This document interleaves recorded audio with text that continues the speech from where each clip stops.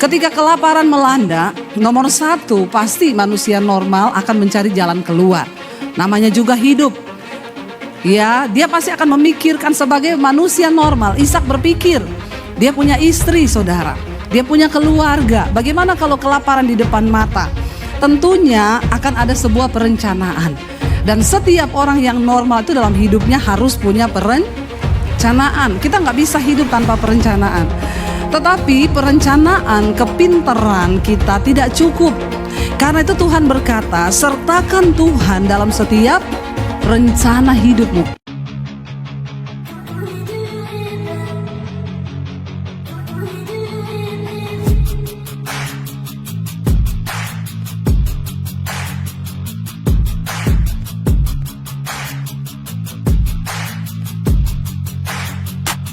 Selamat datang di channel Bela Kebenaran. Kami hadir untuk memberikan informasi opini dan atau fakta terhadap situasi yang sedang terjadi. Mari dukung channel ini dengan cara menekan tombol subscribe dan bunyikan loncengnya. Terima kasih.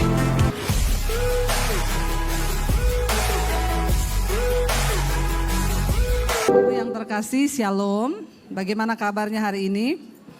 Luar biasa karena kita punya Tuhan yang luar biasa. Bukan orang pintar yang akan sukses tahun ini. Bukan orang yang mengandalkan logika. Bukan orang yang punya modal. Tapi orang yang diberkati Tuhan. Orang yang mengandalkan Tuhan dalam hidupnya. Tadi pagi saya sampaikan tentang kisah Ishak di negeri orang Filistin. Terambil dari Kejadian pasal 26, tadi pagi belum selesai dan saya akan lanjutkan. Tapi sedikit saya akan ulangi. Alkitab berkata, Kejadian pasal 26 ayat 1, maka timbullah kelaparan di negeri itu.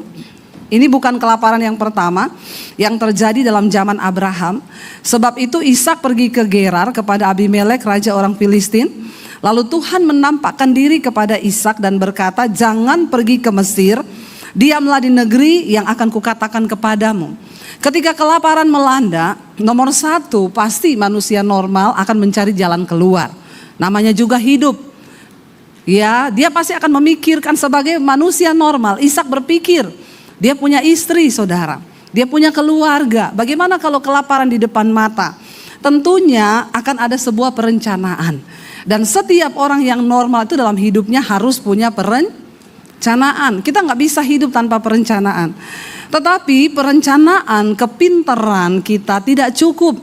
Karena itu Tuhan berkata, sertakan Tuhan dalam setiap rencana hidupmu. Katakan, amin. Bahkan kitab Yakobus berkata, kalau engkau akan pergi ke kota ini dan engkau akan memulai usaha di sana, engkau berkata, aku akan mulai berdagang, menjual ini, melakukan ini. Katakanlah, jika Tuhan berkehendak, jika Tuhan berkenan, jangan mendahului Tuhan di dalam hidup ini. Seringkali kita berpikir kita punya modal, kita punya uang. Oh, saya punya link, Bu, saya kenal ini pejabat, saya kenal ini, semua gampang mudah. Diberkatilah orang yang mengandalkan Tuhan, yang menaruh harapannya hanya kepada Tuhan. Tapi terkutuklah orang yang mengandalkan manusia, yang mengandalkan kekuatannya sendiri. Ketika Ishak sudah membuat perencanaan, dia melangkah, itu normal, itu wajar, namanya juga manusia.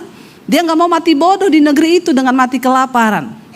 Alkitab berkata, Ishak melangkah keluar dari negerinya, dia menuju kepada orang Filistin, negerinya orang Filistin, raja orang Filistin. Dan akhirnya saudara, dia akan pergi ke Mesir, tapi Tuhan mencegahnya di tengah jalan dan berkata, janganlah pergi ke Mesir, diamlah di negeri yang akan kukatakan kepadamu. Ishak gak ngomong gini, saya sudah punya perencanaan, sorry ya, aku sudah bikin ini untuk bisnisku, sudah begitu matang. Bagi bapak-bapak hari ini, jangan hanya andalkan kepandaianmu.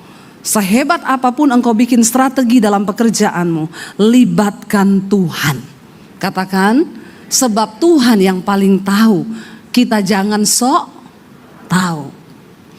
Tuhan yang paling tahu. Bahkan 5 menit ke depan ini loh, Tuhan tahu hidup kita. Kita nggak tahu, tapi Tuhan tahu. Sebab Dia yang pegang blueprint perencanaan atas hidup kita. Bahkan Dia tahu sampai kapan mati kita. Kita semua nggak ada yang tahu loh mati kita kapan. Kemarin saya ditelepon seorang ibu. Bu Debbie, saya divonis dokter kena kanker stadium akhir. Dokter berkata umur saya tinggal 6 bulan. Sambil menangis dia bilang, Bu, berarti sekarang saya harus mempersiapkan hidup untuk mati ya Bu. Saya bilang, kok ibu aja? Saya yang tidak divonis dokter tinggal 6 bulan ini Bu. Saya ini tiap hari hidup mempersiapkan diri untuk mati. Amin. Ada di sini yang tahu tanggal matinya tanggal berapa? Ada saudara yang tahu? Enggak ada. Saudara tahu cara mati saudara bagaimana? Saya tadi cerita banyak sama Pak Nanto ya. Luar biasa loh. Berapa kali mau mati pesawat jatuh. Dia nggak jadi naik. 3 kali ada ya Pak ya. Mau ke Medan, tiba-tiba suruh temannya gantiin tiket pesawat, temannya ganti, dia nggak diganti. Temannya naik pesawat, pesawatnya jatuh. Mau ke Singapura, sudah di bandara. Dia bilang, saya kok nggak sejahtera terbang, ya saya mau ke gereja aja, nanti gampang lah ke Singapura. Pesawat Singapura jatuh, yang waktu tahun berapa itu yang mau deket Natal, Jakarta Singapura jatuh.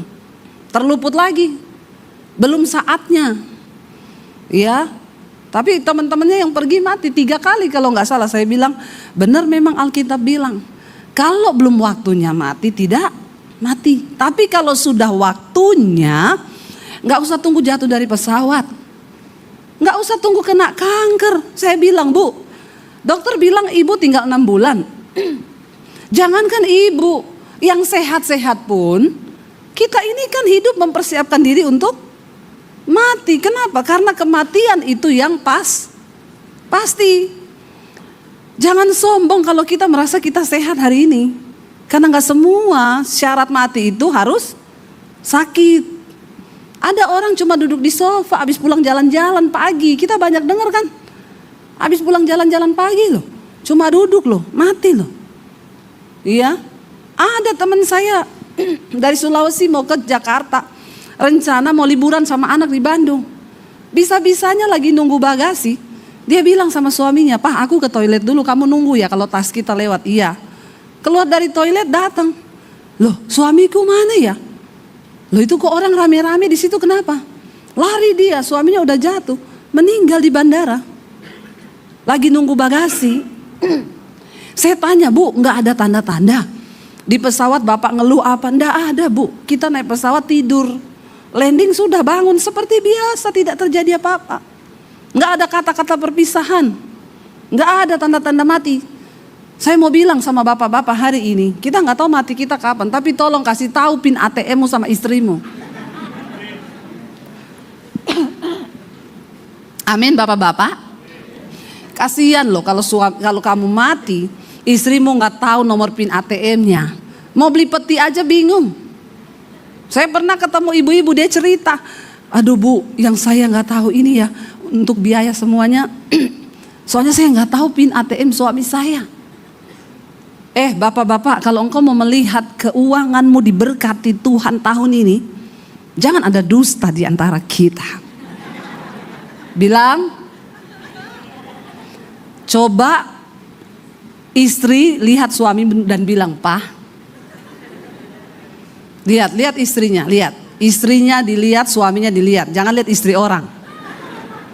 Bilang, tidak ada dusta di antara kita ya. Jangan loh. Siapa di sini yang istrinya nggak tahu nomor PIN ATM suaminya? Saya suruh maju, kita baptis ulang hari ini. Saya rendam 15 menit. Kalau dalam hal keuangan saja engkau tidak terbuka, bahaya loh saudara. Yesus mensejajarkan dirinya satu-satunya dengan uang. Dia bilang, kamu nggak bisa mengabdi pada 2 tuan, pada Allah dan pada Mamon. Satu-satunya yang bisa mengambil dan mengalihkan posisi Tuhan dalam hidup manusia itu uang. Jadi kalau dalam hal uang, suami istri itu tidak terbuka. Mari bertobat hari ini. Saya dan suami saya saling tahu. Suami saya pegang kartu ATM-nya, saya pegang mobile banking-nya. Kenapa Anda tertawa? Bawa aja saya, ATM-nya bawa. Dia mau gesek di mana, laporannya masuk, ting. Ada pengeluaran. Tadi beli apa saya? Oh ini di sini. Oh iya saya cek betul. Harus begitu suami istri, saling tahu. Ya jangan sampai istrinya nggak tahu, suaminya gesek, tiba-tiba istrinya cek. Ini kok ada pengeluaran di Holy Wing? Itu gereja baru. Namanya Holy Wing. Saya tadi ada menabur di situ. Janji iman. Ya, padahal naktir cewek-cewek minum di situ. Bahaya saudara. Harus terbuka dalam hal keuangan. Yesus berkata, kalau dalam hal mamon saja engkau tidak bisa dipercaya, bagaimana dengan hal kerajaan sorga? Amin bapak-bapak? Tidak ada amin loh. Bapak-bapak di sini juga perlu dibatis ulang ya. Ayo dong bilang amin. Berani bilang amin, karena kita mau hidup terbuka. Istri-istri juga jangan mata duitan. Kenapa suami seringkali menyembunyikan saldonya dari istri? Karena kalau istri mata duitan tahu jumlah saldo suaminya, bolehlah beliin tas 1 LV. Iya, bolehlah beli tas 1 ini. Udah baru minggu lalu beli tas, minggu ini beli tas lagi. Saudara, bukan itu yang membuat hidupmu bahagia. Ya, sebagai istri kita harus menjadi orang yang dapat dipercaya. Kalau kita mau melihat berkat Tuhan di tahun baru ini, ya, dalam hal keuangan kita terbuka. Dan tadi pagi saya sampaikan, ketika Ishak berada di situ, Tuhan berkata, dalam musim kelaparan, tanah tandus, kering, tidak ada apa-apa. Secara logika, tidak mungkin orang menabur di saat kelaparan itu musim kering. Tapi Tuhan berkata, Ishak menabur. Dan Ishak menabur jauh melampaui logikanya. Dia taat melakukan apa yang Tuhan suruh. Dan Alkitab berkata, maka menaburlah Ishak tahun itu. Apa yang terjadi? Dia menuai 100 kali lipat. Di tahun yang sama, gak usah tunggu tahun depan. Dia menabur 100 kali lipat. Alkitab berkata, bukan karena Ishak pintar, bukan karena dia punya modal yang banyak, bukan karena dia punya link. Tuhan bilang, berdiamlah di sini sebagai orang asing. Namanya orang asing berarti nggak punya kenalan, tidak ada link. Tuhan bilang, berdiam di sini karena aku akan memberkati engkau. Sebab aku telah berjanji kepada Abraham ayahmu, aku akan memberkati engkau dengan segala kelimpahan. Bahkan dari keturunanmu, bangsa-bangsa akan mendapat berkat. Imani itu. Janji itu Tuhan ucapkan bukan cuma bagi Abraham, Ishak dan Yakub, tapi bagi kita keturunannya. Amin saudara. Ayo tanggalkan logika kita, mulai percaya pada Tuhan. Karena ada begitu banyak hal supranatural yang Tuhan bisa kerjakan dalam hidup kita, yang itu melampaui logika kita. Alkitab gak berkata lalu Ishak diberkati. Lihat, perhatikan ayat yang ketiga. Ishak tidak bilang, Tuhan saya sudah punya rencana loh, aku mau ke Mesir, aku mau gini. No, dia taat. Ayat 3, tinggallah di negeri ini sebagai orang asing, maka aku akan menyertai engkau dan memberkati engkau, sebab kepadamu lah, kepada keturunanmu akan kuberikan seluruh negeri ini, dan aku akan menepati sumpah yang telah kuikrarkan kepada Abraham ayahmu. Saudara, kalau hari ini engkau pengen dan engkau berkata, Tuhan, aku ingin tahun ini hidupku lebih baik. Kalau engkau hari ini berkata, Tuhan, aku ingin tahun ini keuanganku lebih baik. Kalau hari ini engkau berkata, Tuhan, aku ingin pekerjaanku lebih baik tahun ini. Percayalah, Tuhan terlebih rindu hidupmu lebih baik. Itu Tuhan terlebih rindu. Tapi kenapa seringkali tidak terjadi? Karena kita terlalu mengandalkan logika. Kita terlalu mengandalkan kekuatan kita. Ini waktunya tahun ini banyak-banyaklah berserah kepada Tuhan. Kenapa? Tuhan menyatakan janji yang sama kepada saudara dan saya. Saudara, saya melihat banyak hal yang tidak mungkin itu menjadi mungkin. Berapa waktu yang lalu saya dapat visi dari Tuhan untuk membangun sebuah sekolah Alkitab. Saya bilang, Tuhan, saya ini siapa? Saya tidak punya uang, saya tidak punya latar belakang untuk bikin sekolah. Sebuah kerinduan muncul di hati saya, karena setiap bulan saya adakan pelayanan seminar hamba-hamba Tuhan di desa. Saya melihat saudara, ya Indonesia ini harus dimenangkan dan diselamatkan bagi kerajaan Allah. Lihat kehidupan hamba-hamba Tuhan di desa itu kasihan. Ya, kalau dengan hidup mereka saja mereka seperti itu tidak cukup ya. Maka harus ada terobosan yang terjadi. Tuayan banyak tetapi pekerja itu sedikit. Itu yang Tuhan bilang kepada saya. Bikin sekolah misi 6 bulan, sekolahkan orang-orang dari desa yang tidak punya uang gratis, lalu kembalikan mereka ke desanya untuk menyelamatkan dan membangun kerajaan Allah di sana. Saya tangkap itu. Lalu saya mulai dengan suami bergerak dengan berkat yang sudah Tuhan percayakan kepada kami. Ayo kita cari tanah di daerah Jawa Tengah. Kalau saya pelayanan ke Surabaya, kami naik mobil sengaja untuk mampir daerah Karanganyar, daerah Solo. Kita cari tanah, itu daerah dingin supaya nggak pakai AC, dan juga pendeta itu lebih cocok kalau dididik di desa. Kalau di kota nanti jadi hedon, mainnya ke Tunjungan Plaza. Kalau di desa nggak bisa dia nge-mall, benar-benar ditekan kedagingannya, melatih diri. Kami cari-cari dapat tanah, harganya cocok, izinnya susah. Dapat tanah izin gampang, harganya mahal. Saya itu keliling terus sampai minta tolong orang-orang, tolong ya cariin. Tapi cari-cari nggak ketemu. Akhirnya saya bilang sama suami, kita berserahlah. Kalau ini proyek Tuhan, maka Tuhan yang akan bekerja. Tiba-tiba ada jemaat Mesbah Doa dari Semarang bilang, Bu, saya punya tanah Bu 4.500. Saya dengar ibu mau bikin sekolah. Tapi di daerah Semarang Bu, di Bandungan. Tapi itu daerah dingin juga Bu, banyak villa-villa. Kalau ibu lihat cocok, coba datang dulu. Saya dan suami ke sana lihat, cocok. Di depan itu ada rumah retreat, di sampingnya rumah panti jompo Katolik. Izinnya juga gampang. Ya udah Pak, saya cocok banget Pak, gimana nih? Ya udah kita ke notaris. Tanda tangan ibu pinjem, ya. Lalu notaris, Tuhan kirim pemborongnya gratis, Tuhan kirim insinyur yang gambar gratis. Saya bilang, Tuhan saya sudah siapin uang untuk beli tanah, simpen uangmu. Saudara tahu kemarin saya peletakan batu pertama, saya nangis mencucurkan air mata. Tuhan tuh ngomong, aku gak cari orang yang punya uang, aku cari orang yang punya iman. Karena hanya dengan iman, proyek-proyekku yang besar di bumi ini itu bisa terwujud. Iman itu menciptakan yang tidak ada itu menjadi ada. Tapi seringkali kita tidak mengalami. Kenapa? Karena kita malas pakai iman. Tuhan tidak kelihatan, tapi penggadaian kelihatan Bu. Apalagi tulisannya menyelesaikan masalah tanpa pret. Saudara tidak bayar cicilan, dilelang barang, jadi masalah malah. Ayo harapkan Tuhan, memang berat. Tapi ini waktunya kita praktekkan iman. Sayang saudara, janji Tuhan itu diucapkan bagi semua orang.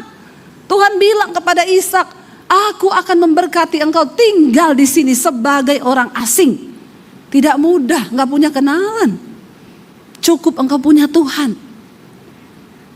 Apa yang terjadi? Akhirnya Ishak menabur.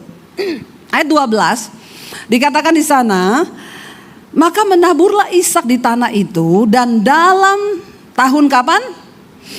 Tahun itu juga ia mendapat hasil berapa? 100 kali lipat, sebab ia pintar. Dikatakan begitu? No. Sebab Ishak punya banyak link? Enggak. Sebab Ishak punya modal yang besar? Juga tidak. Sebab ia apa? Diberkati Tuhan. Orang itu kalau diberkati dan disertai Tuhan akan berbeda saudara. Bukan soal engkau punya link. Tadi pagi saya saksikan seorang ibu yang buka pom bensin di daerah Ambon. Bukan karena punya modal, enggak punya modal, enggak punya link. Tidak ada yang dia harapkan. Hanya sebuah kerinduan yang dia sampaikan kepada Tuhan untuk menjadi berkat. Tuhan buka jalan, sekarang pom bensinnya beberapa. Dia punya dermaga sendiri di sana. Apa yang tidak mungkin itu menjadi mungkin. Saudara, Alkitab berkata, apa yang engkau lihat hari ini di alam semesta, itu terjadi karena iman. Itu yang kita lihat sekarang, itu adalah dari iman. Makanya iman itu dasar dari segala sesuatu yang kita harapkan, dan bukti dari segala sesuatu yang belum kita lihat. Saya mau lanjutkan, saudara. Dikatakan di sana Ishak menabur di tanah kering yang secara logika tidak masuk akal. Kalau saudara mau melihat penyertaan Tuhan di tahun nomor 1, andalkan Tuhan. Nomor 2, banyak-banyaklah tolong ngomongnya yang rela. Saudara harus banyak nggak usah emosi.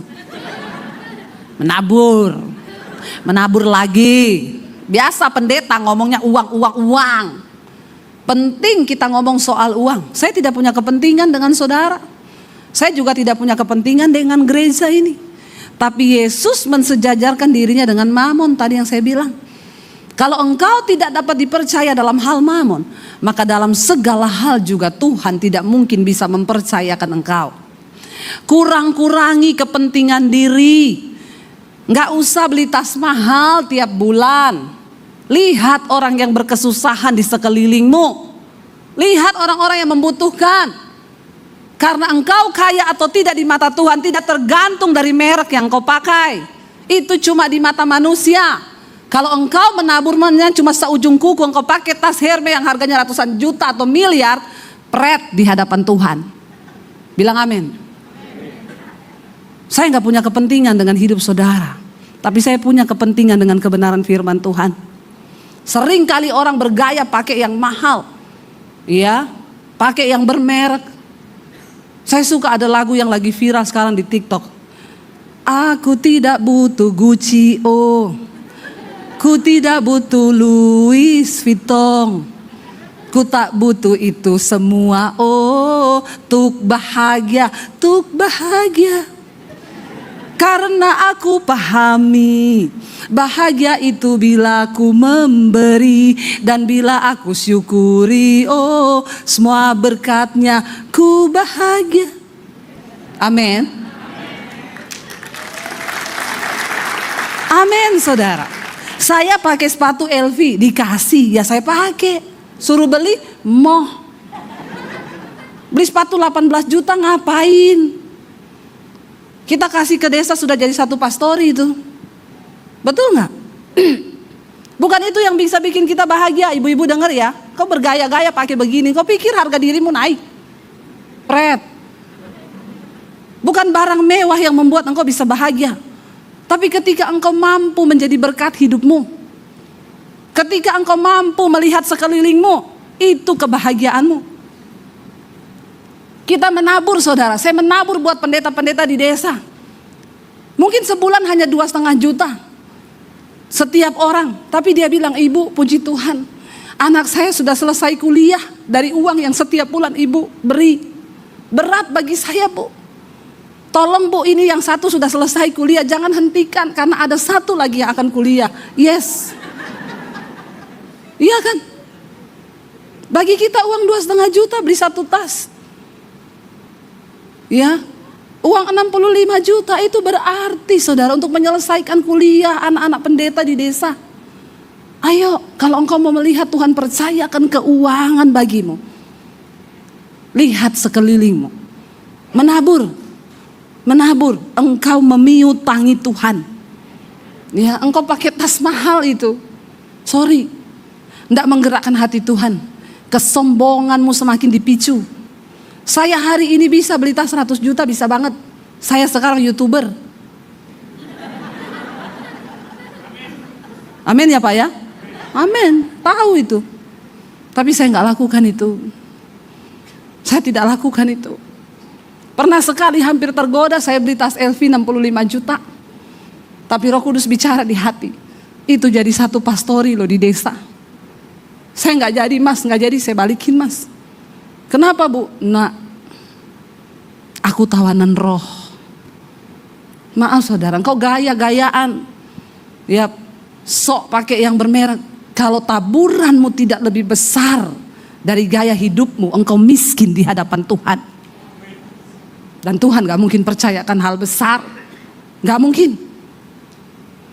Saya melihat Tuhan cukupkan segalanya. Saya sudah siapin uang untuk beli tanah. Tuhan bilang gak usah simpan untuk yang lain. Saya di WA orang, Bu, nanti ya saya dari pabrik kasur. Kalau udah jadi, nanti saya sumbang kasur ya untuk sekolah Alkitab. Ibu, saya tukang taman. Nanti kalau sudah jadi, saya bikin taman apotik hidup untuk pendeta-pendeta di situ. Saya mau ajarin pendeta beternak ikan, beternak ayam, supaya mereka nggak kelaparan di desa. Karena setelah pandemi kemarin, banyak pendeta yang mau mundur dari panggilan. Mereka bilang, kami mau makan apa, Bu?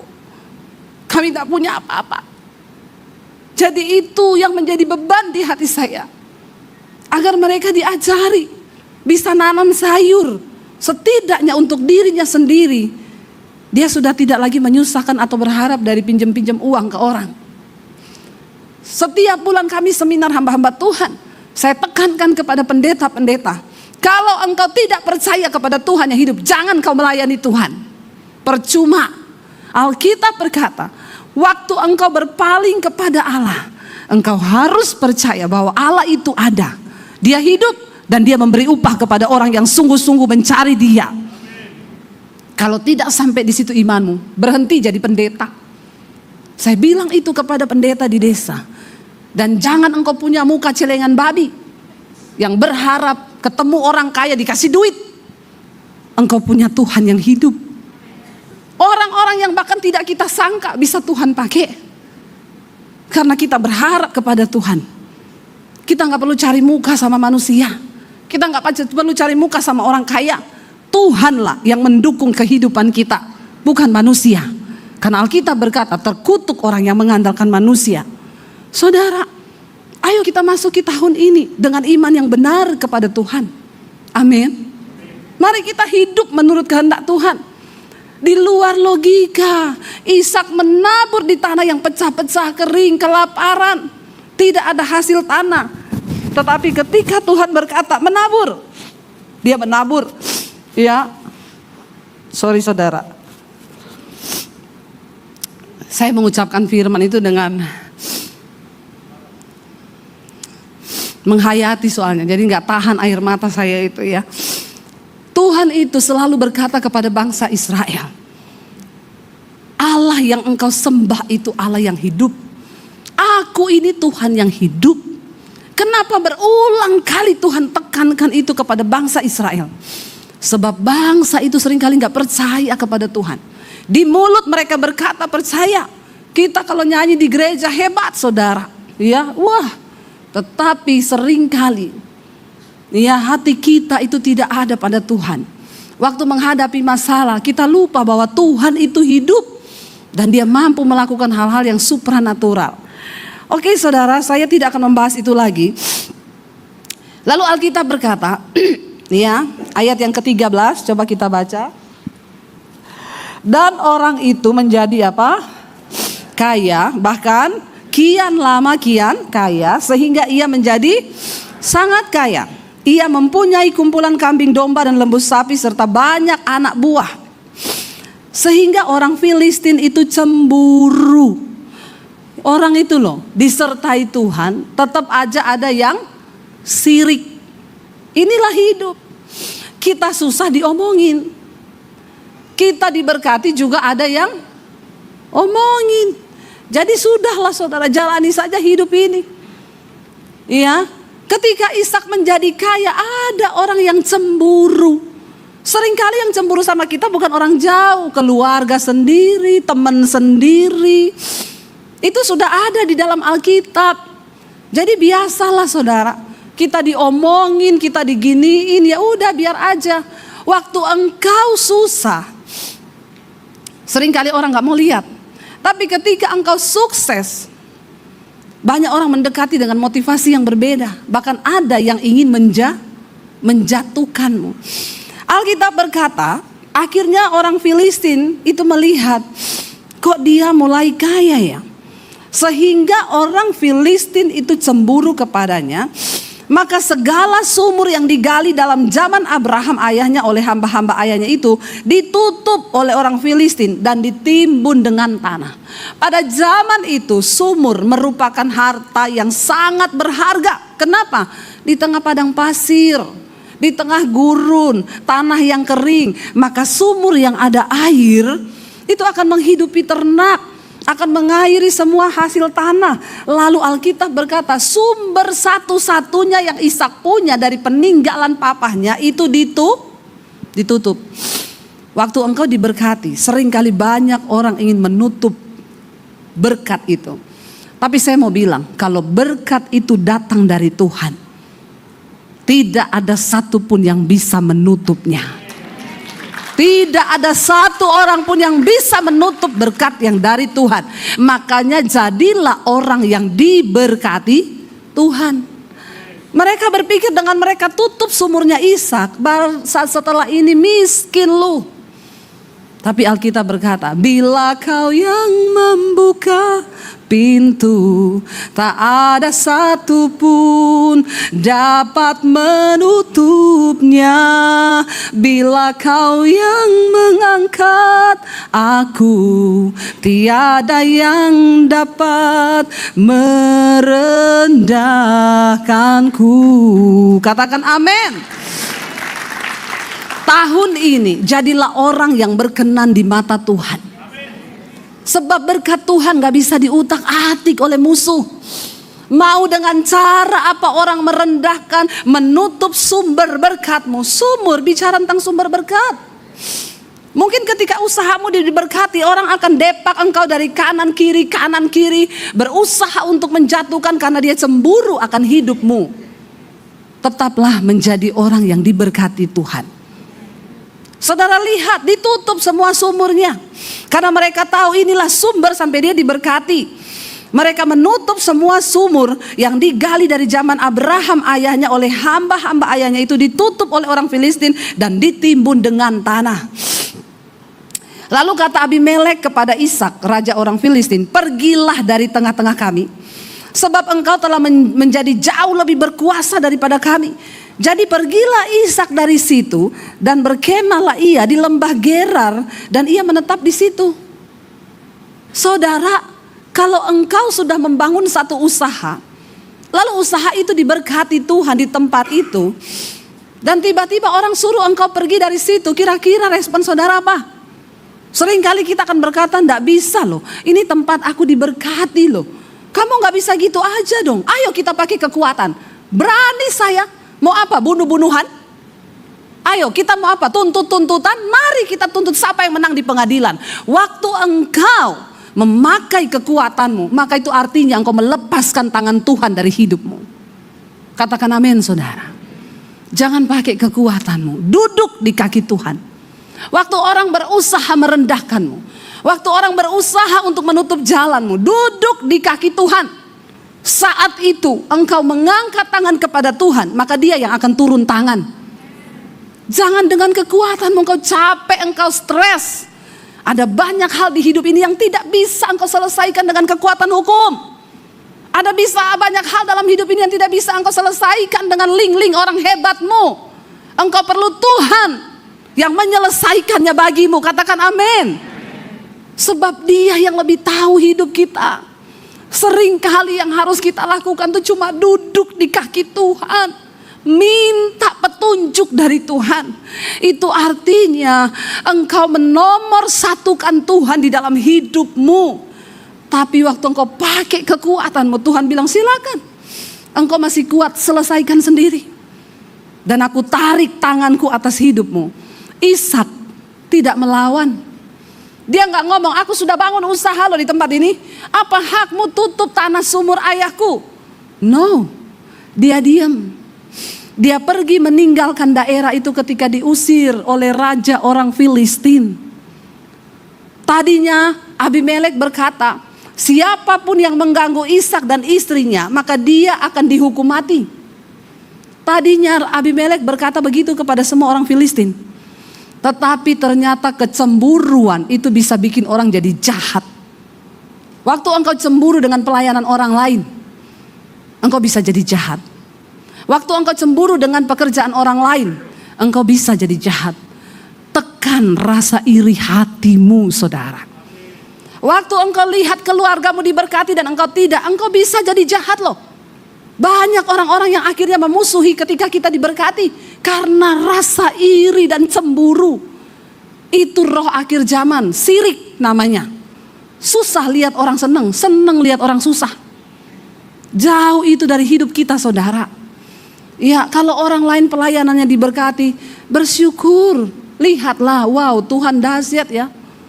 Kalau engkau lihat temanmu diberkati dalam bisnis, bersyukur. Wow, Tuhan ajaib ya atas hidupnya. Kenapa ya dia bisa jadi begitu? Aku mau belajar. Itu orang yang rendah hati. Jangan engkau cari cara untuk menjatuhkan orang. Engkau jahat di mata Tuhan.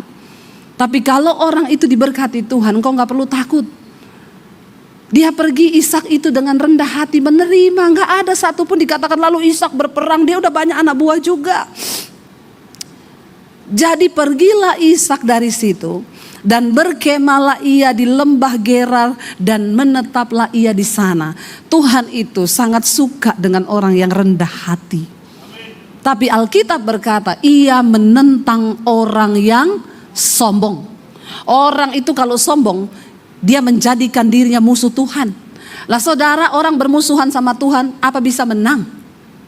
Yang ada hidupmu sial di dunia. Karena engkau bermusuhan dengan Tuhan. Orang sombong itu orang ditentang oleh Tuhan. Tuhan menentang orang-orang yang sombong. Kita bermusuhan dengan Allah waktu kita itu sombong. Mari kita menjadi orang yang rendah hati. Diam aja, difitnah diam, mau dijatuhkan diam, duduk di kaki Tuhan. Ya, duduk di kaki Tuhan. Saya pelayanan di Amerika. Ada orang yang WA ke Amerika. Pak, kenapa engkau suruh Debbie Basir pelayan di sana? Itu suaminya dulu curi keyboard di gereja saya. Itu fitnahan yang sangat jahat. Karena suami saya gak pernah curi keyboard di gereja manapun. Saya dibacakan WA-nya saudara. Saya tuh waktu itu marah besar. Dalam hati saya bilang, ini orang bisa kita tuntut loh. Kita minta itu WA, kita tuntut dia, ini pencemaran nama baik loh. Tapi Tuhan bilang, kalau engkau direndahkan, ya, dan aku izinkan itu, engkau mau apa? Nggak usah, rendahkan dirimu. Saya nangis dengan suami, kami bergandengan tangan. Kami berdoa bagi orang itu. Saya melepaskan berkat bagi orang itu. Sehebat apapun orang mau tutup pelayanan kita, pekerjaan kita, kalau Tuhan yang angkat kita tuh nggak bisa, saudara. Nggak bisa. Ya, saya baru pulang 5 minggu pelayanan di Amerika. Belum bongkar koper. Masuk 3 WA, Bu. Tolong kasih tanggal ya. Ibu berangkat ke state yang lain, Bu. Kami bayar tiket, ibu pelayanan ya di sini, siapkan waktu 1 bulan. Saya bilang tunggu, koper belum dibongkar. Sehebat apapun orang mau menjatuhkan, kalau Tuhan yang mengangkat, nggak bisa, saudara. Ya, Tuhan itu Tuhan yang hidup. Lalu Ishak pergi begitu aja, dia nggak ngelawan, dia pasrah. Dikatakan di sana pergilah Ishak. Kemudian Ishak menggali kembali sumur yang digali dalam zaman Abraham ayahnya, yang telah ditutup oleh orang Filistin sesudah Abraham mati. Disebutkannya lah nama sumur-sumur itu menurut nama-nama yang telah diberikan oleh ayahnya. Ketika hamba-hamba Ishak menggali lembah itu, ini di tempat yang lain lagi. Dulu ada bekas sumur papahnya juga di situ yang juga sudah ditutup, saudara. Tapi ini yang lain, ya, dikatakan ketika hamba-hamba Ishak menggali di lembah itu, kan dia sudah pergi tinggalkan tempat yang tadi orang Filistin, ini dia ke lembah Gerar. Mereka mendapati di situ mata air yang berbual-bual airnya, lebih dari sumur yang sudah menjadi sumbernya dia.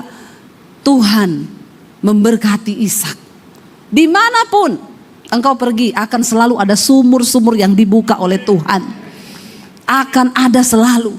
Ada yang bilang sama saya, Bu, saya ini usaha, Bu. Saya kontrak 1 toko, Bu, ya. Ketika toko saya itu berhasil, orang yang punya toko itu naikin harga kontrakannya mahal sekali. Akhirnya saya nggak bisa, ya dia suruh ya udah pindah aja kalau nggak mau di sini. Tapi kan tempat itu, Bu, itu tempat hoki saya. Saya bilang nggak ada tempat hoki. Bagi orang diberkati Tuhan, semua tempat hoki. Amin. Bukan tempat itu. Orangnya ini yang diberkati Tuhan. Ibu pindah kemana aja berdoa, Tuhan tunjuk. Tempat itu juga akan diberkati Tuhan. Jangan engkau taruh imanmu pada tempat itu. Seringkali orang bilang ini tempat hoki. Saya cari rumah di Jakarta Tuhan, aku berdoa mau cari rumah tua aja Tuhan, tusuk sate yang banyak setan. Loh itu kan paling dihindari oleh semua orang. Rumah tua saya minta, tusuk sate banyak setannya. Bener saya dapat saudara. Rumah itu 2 jejeran, pas di tusuk sate. Mau dimasukin bang enggak mau, bu enggak bisa. Lalu orang yang jual ngomong, ibu kenapa rumah ini enggak laku-laku? Karena memang gak bisa masuk bang gak terima tusuk sate bu. Saya tanya sama orang bang, lu kenapa percaya tusuk sate sih? Bukan apa-apa bu, kalau yang kredit gak bisa bayar, kita gak bisa jual rumah tusuk sate. Karena banyak orang percaya tusuk sate itu gak bagus. Kalau saya percaya tusuk sate itu langsung berkat tuh masuk tanpa halangan. Amin. Lo bener, saya renov 2 rumah itu jadi rumah tinggal, sebelah jadi studio. Apa yang terjadi? Saya sial, saya semakin diberkati Tuhan. Bukan soal tempatnya, tapi soal orangnya yang diberkati Tuhan. Katakan. Tepuk tangannya yang kenceng. Itu tanda Anda percaya. Bukan tempatnya, tolong ya saudara mulai hilangkan ya. Semua tempat, semua hari itu adalah diciptakan Tuhan.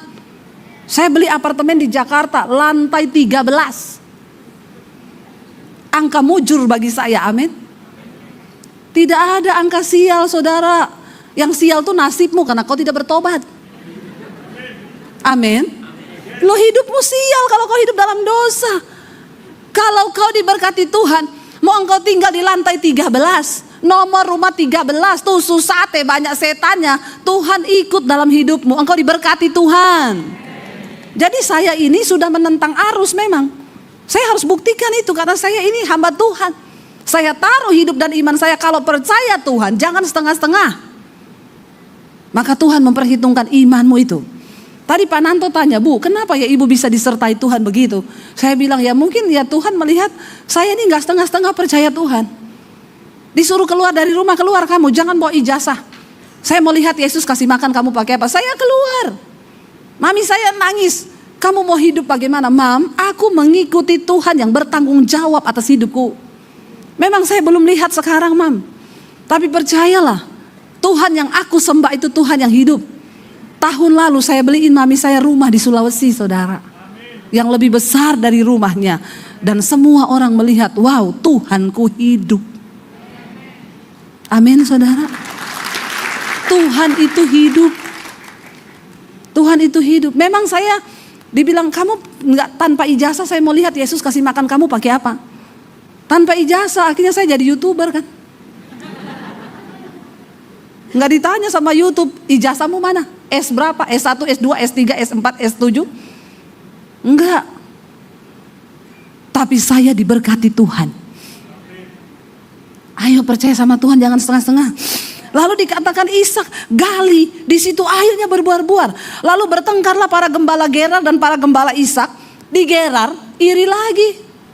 Tadi di Filistin kan, di Gerar gembalanya berantem sama gembala Ishak. Kenapa iri lagi? Soal kenapa dia semakin diberkati? Karena mereka bertengkar di sana ya. Jadi Ishak menamai sumur itu, air ini mereka bilang kepunyaan kami. Ishak menamai sumur itu Esek karena mereka bertengkar dengan dia di sana. Jadi kalau ada orang tukang bertengkar kasih nama Esek saja. Ya, siapa si Esek itu loh? Sukanya bertengkar. Sukanya ribut-ribut, nggak mau damai, maunya ribut terus cari perkara, nggak ada masalah, cari masalah.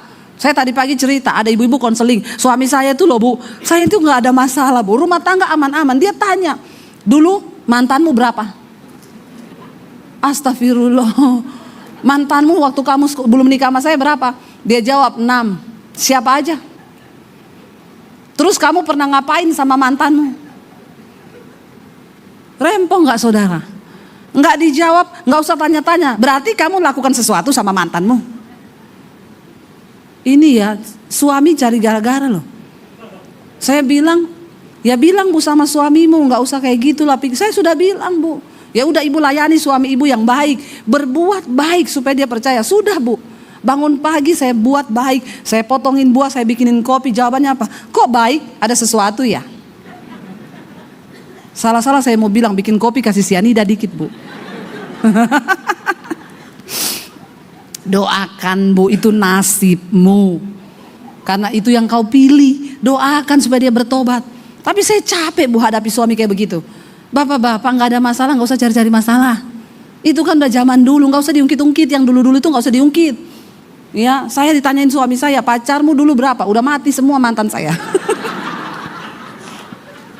Ya, jadi dia nggak tanya lagi saudara. Kenapa? Ya memang dia sudah mati di hati saya, nggak usah ingat-ingat mantan. Amin.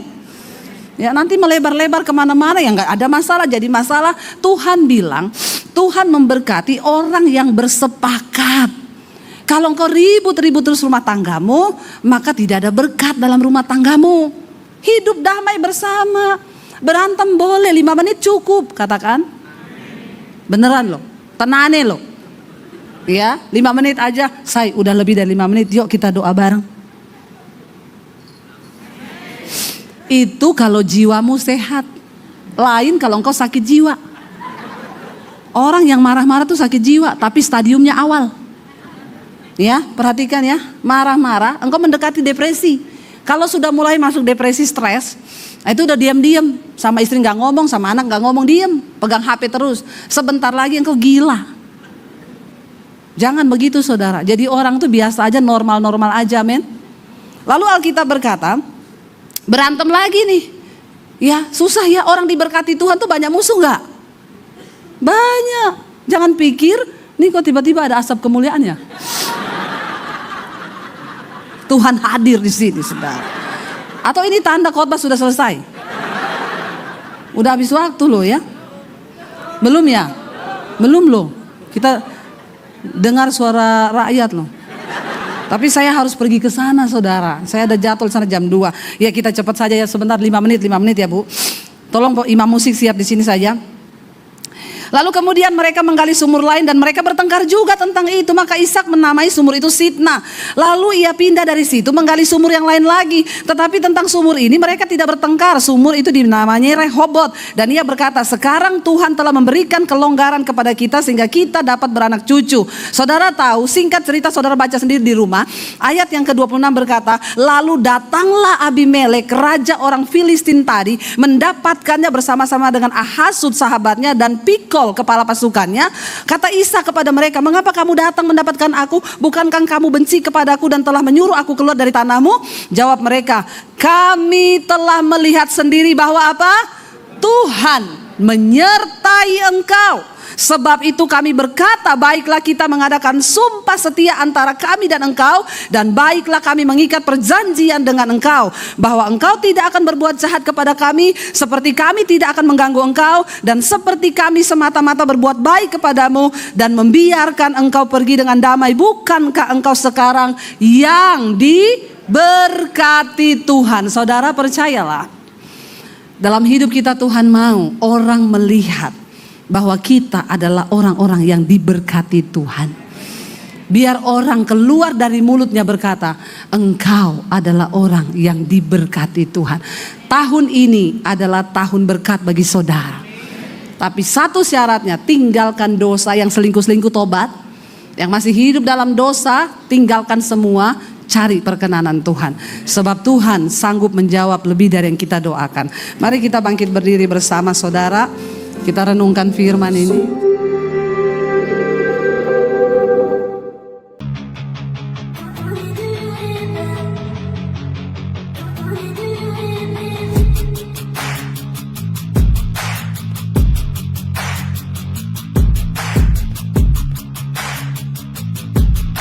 Terima kasih sahabat sudah menyaksikan tayangan kami hari ini. Tuhanlah yang membalas dan memberkati kita semua. Apabila sahabat diberkati, marilah kita dengan murah hati untuk share video ini kepada teman-teman kita yang lain, kepada grup-grup keluarga dan sebagainya.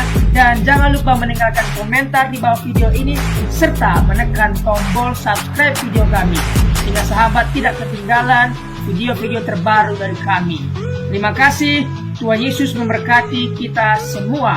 Dan dengarkanlah firman Tuhan singkat ini. Mintalah maka akan diberikan kepadamu. Carilah maka kamu akan mendapat. Ketuklah maka pintu akan dibukakan bagimu. Kita harus melakukan sesuatu sampai sesuatu itu akan terwujud atas hidup kita. Minta Cari dan ketuklah, maka Tuhan pasti membukakan pintu. Lukas 18 ayat 1. Yesus mengatakan suatu perumpamaan kepada mereka untuk menegaskan bahwa mereka harus selalu berdoa dengan tidak jemu-jemu. Kita berdoa dengan tidak jemu-jemu. Terus minta, maka pasti akan diberikan. Tuhan Yesus berkata, "Karena itu aku berkata kepadamu, apa saja yang engkau inginkan ketika engkau berdoa, percayalah bahwa engkau telah menerimanya dan engkau akan memilikinya." Amini ayat firman Tuhan ini, bahwa Tuhan pasti memberikan segala sesuatu yang kita butuhkan. Semoga Allah, sumber pengharapan, memenuhi kamu dengan segala sukacita dan damai sejahtera dalam iman kamu, supaya oleh kekuatan Roh Kudus kamu berlimpah-limpah dalam pengharapan. Terima kasih. Apabila sahabat ada komentar dan pendapat yang lain terhadap video hari ini, boleh tuliskan komentarnya, pendapatnya di kolom komentar di bawah video ini, sehingga kita boleh diskusi di sana.